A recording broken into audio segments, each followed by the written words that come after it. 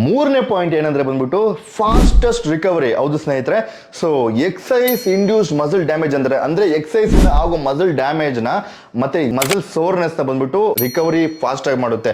ಹಂಗಂದ್ರೆ ಏನಪ್ಪಾ ಅಂದ್ರೆ ಒಂದು leg workout, high intensity leg workout ಮಾಡಿದ್ರೆ ಅನ್ಕೊಳ್ರಿ, ಬೆಳಿಗ್ಗೆ ಇದ್ದ ತಕ್ಷಣ ಭಯಂಕರ ನೋವಾಗುತ್ತೆ, ಲೆಗ್ಸ್ ಎಲ್ಲ ನೋವಿಲ್ಲ. ಆ ಪೇನ್ ನ ಈ ಕ್ರೇಟಿನ್ ತಗೊಳೋದ್ರಿಂದ ಬಂದ್ಬಿಟ್ಟು ಸೋರ್ನೆಸ್, ಆ ಮಸಲ್ ಸೋರ್ನೆಸ್ ನ ಬಂದ್ಬಿಟ್ಟು ಫಾಸ್ಟ್ ಆಗಿ ರಿಕವರಿ ಮಾಡಕ್ ಹೋಗುತ್ತೆ. ಒಂದೇ ಸರಿ ತಗೊಂಡ್ರೆ ವಾಸಿ ಆಗಲ್ಲ ನೋವು, ಸ್ವಲ್ಪ ಫಾಸ್ಟ್ ಮಾಡುತ್ತೆ ಅಂತ. ನಾಲ್ಕನೇ ಪಾಯಿಂಟ್ ಏನಂದ್ರೆ ಬ್ರೈನ್ ಫಂಕ್ಷನ್. ಹೌದು ಸ್ನೇಹಿತರೆ, ಈ ಕ್ರೇಟಿನ್ ತಗೊಂಡ್ರೆ ನಿಮ್ಮ ಕಾಗ್ನಿಟಿವ್ ಫಂಕ್ಷನ್ ಇನ್ಕ್ರೀಸ್ ಆಗುತ್ತೆ, ಅದ್ರ ಜೊತೆ ಮೆಮರಿ ಪವರ್ ಕೂಡ ಇನ್ಕ್ರೀಸ್ ಆಗುತ್ತೆ ಅಂತ ಸ್ನೇಹಿತರೆ.